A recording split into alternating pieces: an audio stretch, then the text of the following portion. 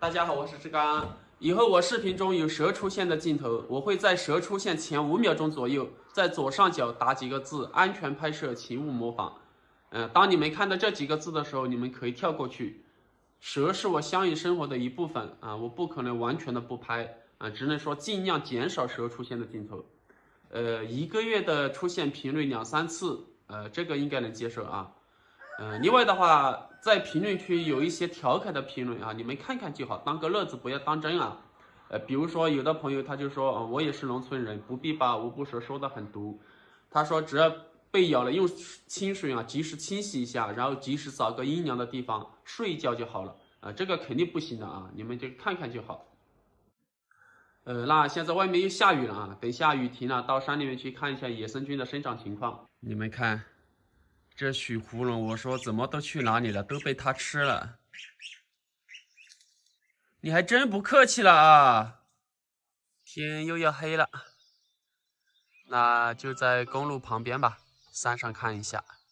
熟的啊？熟的。也差不多的了哦。快点的。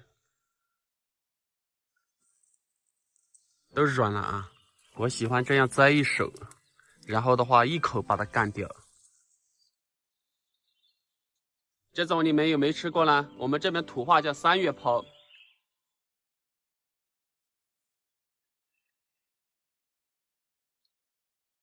酸酸甜甜的，甜大过酸了。小时候放牛这种就是经常吃的零食。目前还是只看到薄皮菌，丛树菌还没出来。这种菌子的话，如果有好天啊，晒干了也挺好吃的，而且薄皮菌还不少啊。哇，这金子的还没烂耶，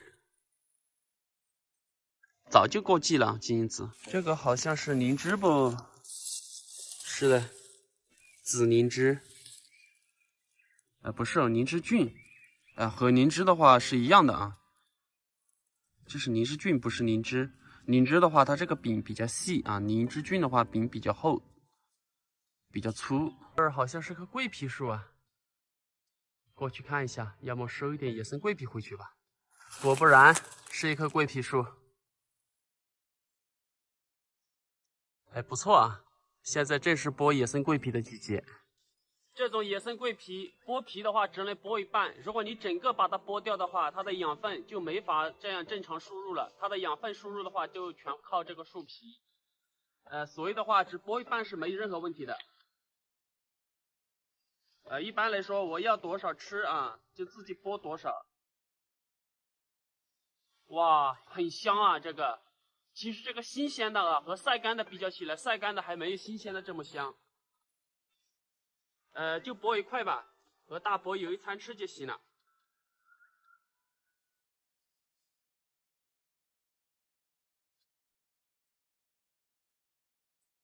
这种野生桂皮，这个季节比较好剥。如果说到下个月来的话，就没这么好剥了。而且这个季节剥的野生桂皮啊，质量是最好的。可惜手机收不出这种香味啊，在剥开的时候，这种香味非常的浓。现在人工改良杂交的那种桂皮产量很高，但是的话，没有这种香味没这么浓。我们这边有人工种植那种桂皮，皮很厚，产量那种树很大很高，但是的话那种香味啊，不是这种香味。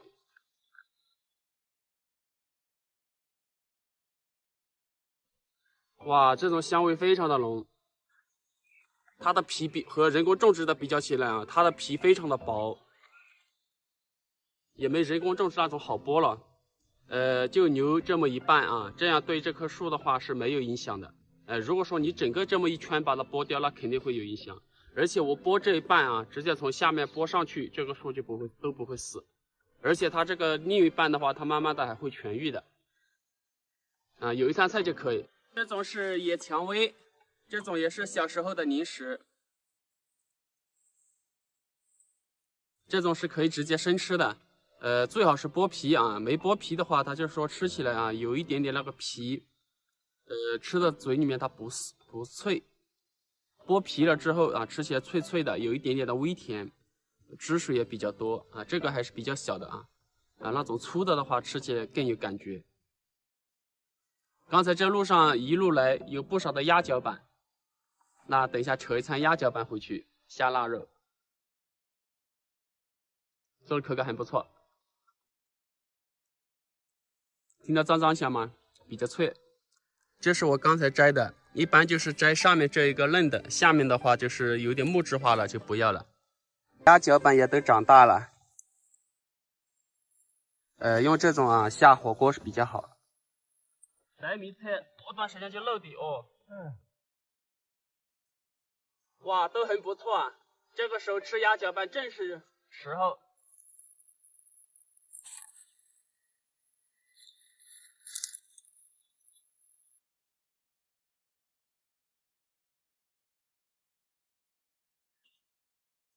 随便摘一下就收获了这么一大把，那回去下火锅。走走，你们两只家伙，不怕哦。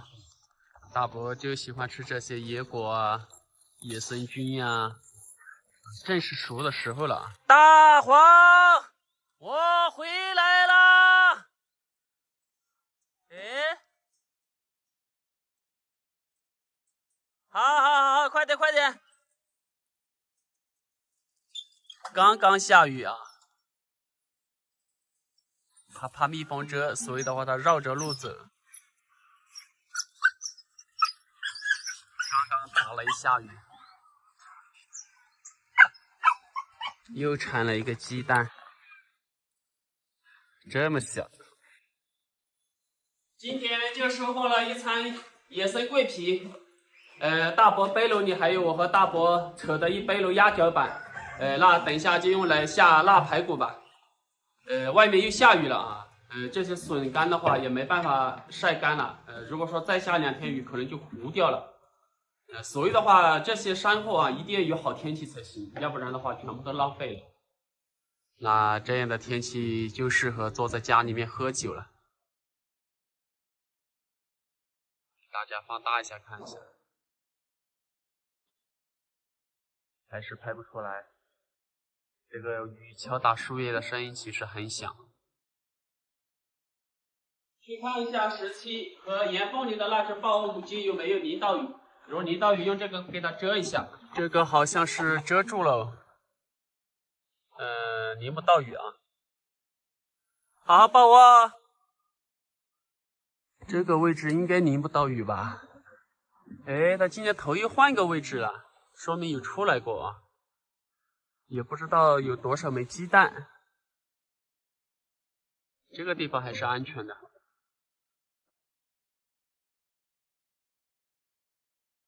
那看2只母鸡能繁殖多少只小鸡出来吧。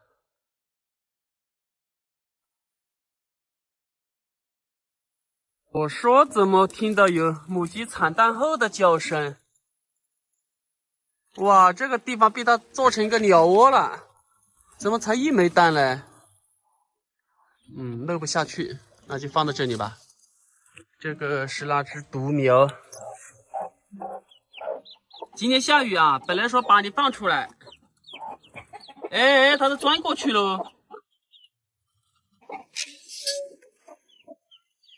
这么调皮，它又钻过去了。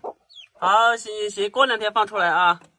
我以为只剩5只鸡了，没想到还有8只鸡，因为它们玩的比较分散，所以就不好数。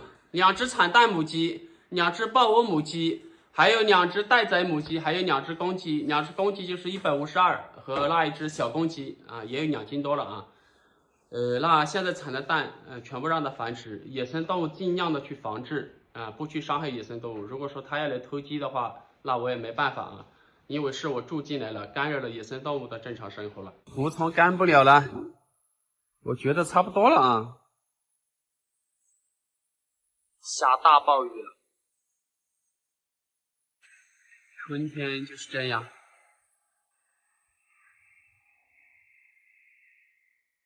雨声敲打树叶的声音很响，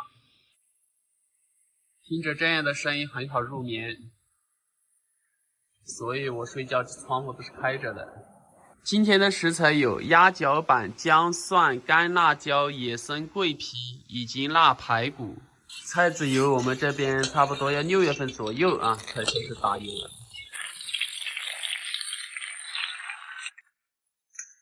姜蒜、干辣椒、野生桂皮，哇，好香啊！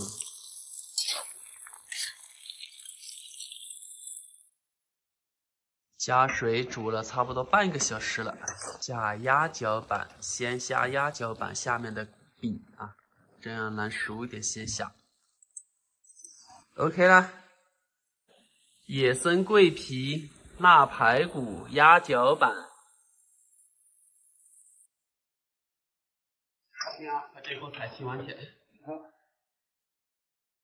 现在正是吃鸭脚板的时候，又大又嫩。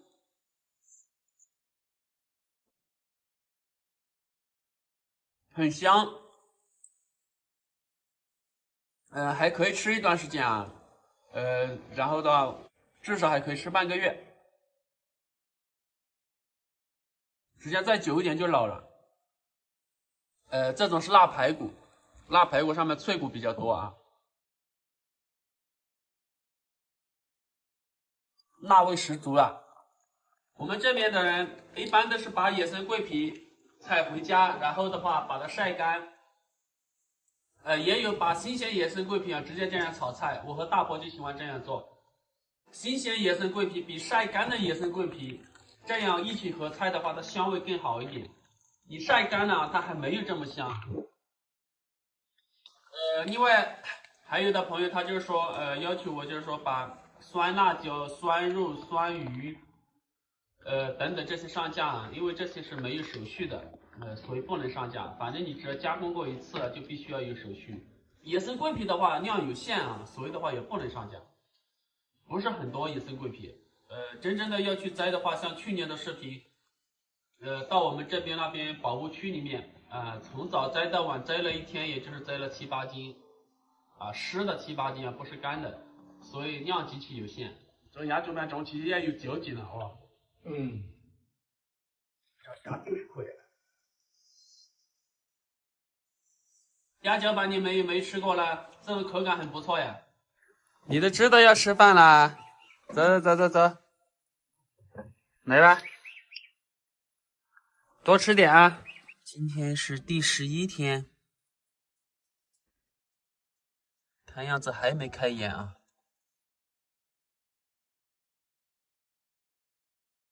你凶巴巴的凶什么？哎呦，有点要开眼的样子哦。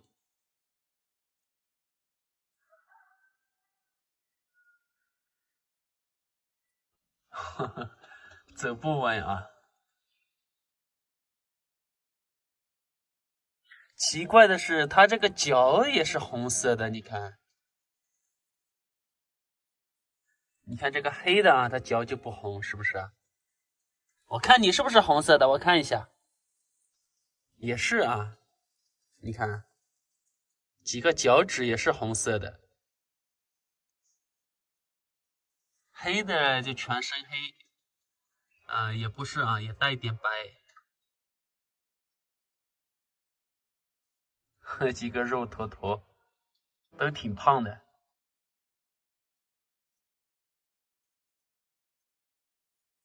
好好，不打扰你们了啊。这只鹅每天也和它互动一下。来来来来来来来来，很孤独啊。哇，这水草都让它吃光了。那我这小狗今天是第11天了。刚才看了一下，还没开眼。我预计应该就在这2天要开眼了。今天进山的话，主要就是想看一下丛书菌有没有生长。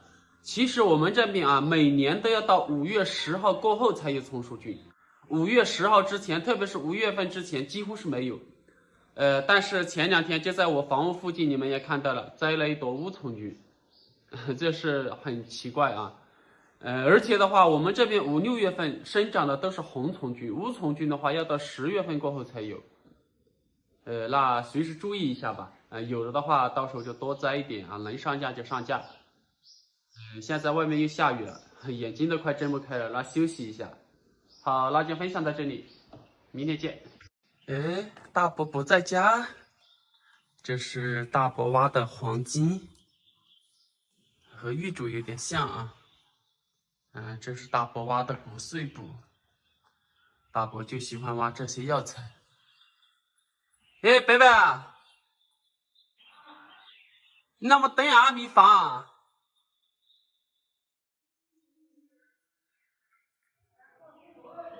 要现就兜到这块儿嘛，所有的水泥都可以让它们到处飘嘛，兜到有太阳的地方嘛。让大伯家的鱼也开开荤吧，要人每天只有吃草的份。这都嫌细了不？这叫这些都要喘不进去。直接说也可以，你这个鱼档一天到夜的哪块儿都晒着太阳的。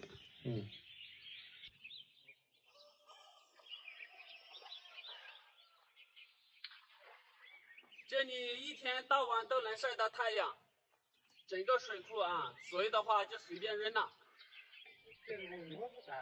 我蛋，大的的。可以散大他们就。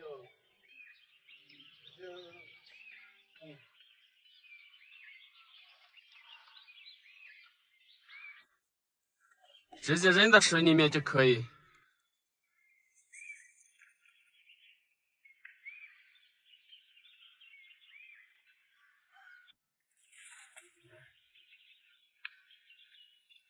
4个。白天只能充到几个小时的电啊，基本上一个通宵，晚上电都用不完。还捡了一枚鹅蛋。应该是对面那位老人的啊，推给他去。他养了几个蛾子？他有2个。那位老人70多岁了，独居到那里。今天和大伯去扯一餐竹笋，看有没有出来啊。前几天去看是还没有生，已经开市了啊，刚刚开市。这种山竹笋不错，还是挺嫩的。你看这个笋，到明天就可以采摘了，现在也可以啊。那你给啊，搞到路上去啊？我就给这里看，你看过去换的。好，可以，注意安全就是。很嫩啊！这儿有个废弃的竹鼠洞，为什么我说是废弃的呢？第一，它这里长青苔了；第二，这个洞门口的话没有用这些树叶土啊把它罩住，它在里面生火或者找食物吃啊，它会洞门把它封住的。漂亮，像这种再等2天来啊，基本上就老了。现在刚刚好，这2天刚发出来的。那我今天吃的就是头茶了。你看这些小小的，你看这上面密密麻麻的，你看跟那边过去都是。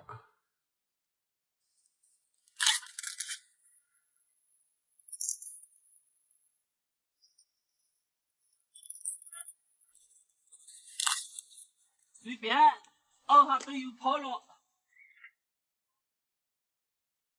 你也搞得啦？哦，那搞泡了就选去搞菜叶饭菜哦，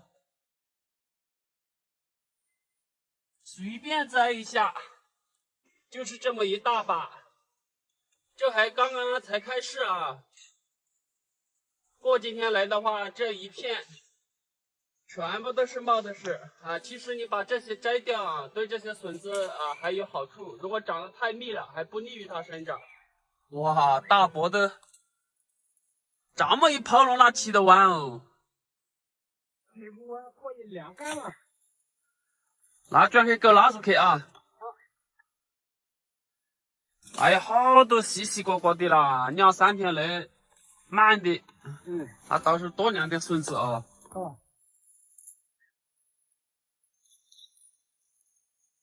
哇，这么多！我的背包里又是一背包，可以吃2、3餐啊，2、3餐都还不一定吃得完。咪咪，你抑郁啦？我真怀疑你是抑郁嘞！你看你这个样子哦，黑妞嘞，你又不去找他啊？哇，你这个咪咪啊，大黄！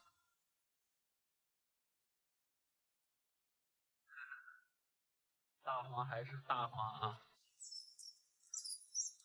好好，行，他们都不听话，还是大黄听话。还有你这个老六，今天天气不错。看看大黄的孩子，我看看，哇，大黄把鸡蛋，我还说他不吃鸡蛋了，这还没开眼啊！这些家伙，这都是鸡蛋壳。那只母鸡也笨啊，还到这里面来产蛋。那只家伙应该在做梦。我要看看你，哇，好重哦！好，去吧。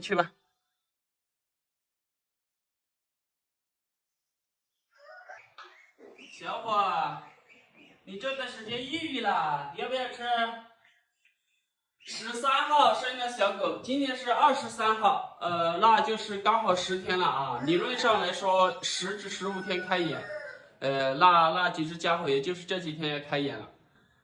今天扯了1背篓的笋子，用它来下腊肉。这种好吃啊，就是难剥。这些胡葱昨天晚上弄好了。今天天气好，拿到外面去晒干。基本上天气好，有一天就晒干了。今天晒干，明天就可以做胡葱酸了。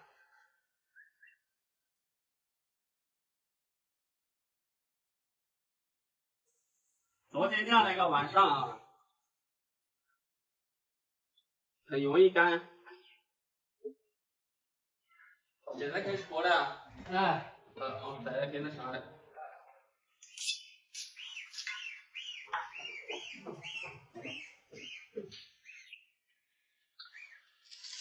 这个地方要到下午才有太阳，12点钟过后啊就有了。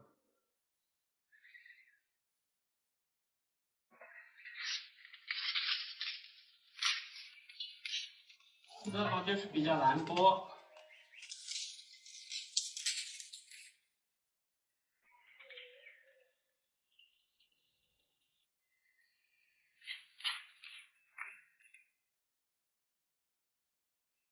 没剥习惯了啊，再剥几下手就痛了啊。我是每年剥习惯了，我每年其实要晒一些笋子干的。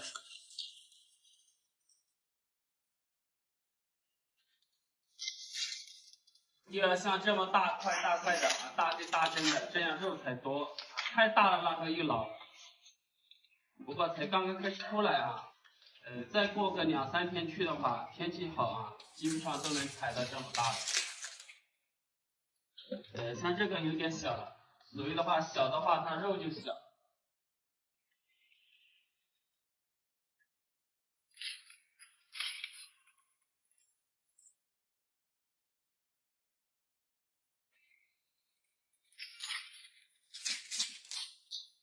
锅子小了啊，所以这个笋子可能分好几锅了。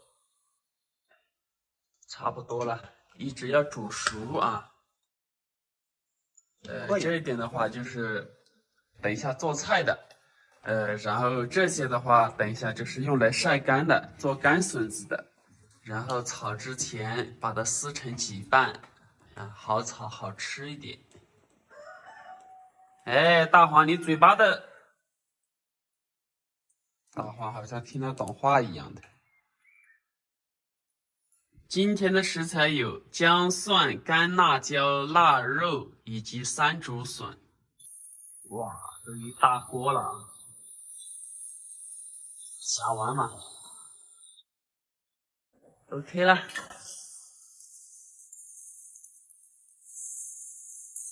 今天和大伯摘的那一背篓笋子，差不多就是不到1个小时啊，就摘了满满一背篓。这种新鲜的山竹笋和腊肉真的是一绝，和新鲜肉还没这么好吃。这种的话就是熏制了好几个月了啊，更香了，辣味更足了。但是的话，硬度也更硬了啊，就是更有嚼劲了。天气好的话，2、3天啊，和大伯去多摘一点回来晒干笋子啊，因为发快递必须要干笋子啊。但是干笋子有个不好的地方，怎么不好呢？它没这种新鲜的好吃。干的不管你泡多久，你泡几个小时，哪怕你泡1个晚上，然后你和腊肉一起煮，你哪怕煮1个小时，它吃起来都是很韧。所以的话，吃笋子啊，最好还是吃干笋，最好吃新鲜笋子。到时候我只是做一期上架了，回馈一下粉丝朋友。如果说上年纪的朋友或者牙口不好的朋友，就不要下单那种干笋子。新鲜的笋子吃起来脆脆的，和腊肉一起煮的话，有腊肉的那种香味在里面。拆嘎气啊！有了。我下面这个鱼池的话，有的朋友建议我用河沙和鹅卵石，但是我还是坚持用泥巴。用泥巴的原因，第一，因为那种鲤鱼的话都在底层生活，它需要有一点泥巴。第二，你像田螺、河蚌，它本来就是需要有泥巴的，没有泥巴它是没办法正常生存的。而且的话，水下的水生植物也需要有泥巴。我种的有那种什么睡莲，我睡莲那个盆的话，时间泡久了，它都有一些已经不行了。还有那些蜈蚣草等等，都需要有一些泥巴。所以的话，我还是坚持要用泥巴。用泥巴当然有个不好的地方，哪个不好的地方呢？就是说用泥巴了之后，那个水会非常的浑浊，这是肯定的。但是的话，它水草生长的好，田螺、河蚌生长的好，鱼生长的好，这就可以了。像这个煮过的可以上架了。煮过的，就这么个煮过的没撕开。大伯他说不用晒干，用水煮过了之后就可以上架。这种我觉得还是不太行啊，因为有水分嘛，是不是？看你的手啊，我的手的。然后倒是看样子，要么就煮下就直接上。那你们觉得可不可以呢？咪咪，你这几天怎么郁郁寡欢的？哦，你也不知道啊？那你去找黑妞嘛。你这个样子，我很担心你，咪咪。哦，不用我担心啊。那好好，我走。哎，你别下来。你和我玩有什么用？你和黑妞去玩嘛。啊？哎，好像是17抱窝喽。这是17，美国品种。它还会抱窝？好，不打扰你了啊。那岩缝里面还有一窝鸡蛋，看有没有抱窝吧。上次看到有7、8枚鸡蛋。哎，那应该是抱窝了啊。现在都6点了，这个时候不应该是产蛋。这是我种的玉竹，这是黄金，黄金都已经开花了。那现在把干笋子胡从木耳把它收一下。这是带8只小鸡，那只母鸡，6黑2黄，都很健康啊，很聪明啊。不到山里面去，就在我的房子下面。要知道这里是安全的，这就对了啊！晚上早点进笼。今天看了一下时间，从11点0几分，我这里就能晒到太阳了。而且今天太阳很给力，晒了一下午。这个水分呢还这么重啊。这个干笋子很难制作，那要连接有2个好天气啊，才能做干笋子，要不然的话它就容易糊掉。黑妞的话，大伯一走它就出来了啊，但是的话它还没有开始生小猫。关键的是不知道它是什么时候开始交配的啊。这一点挺好啊，大伯来要躲起来，大伯走了它一出来啊，说明它还是恋家的。那期待明天有好天气吧。好，那就分享到这里，明天见。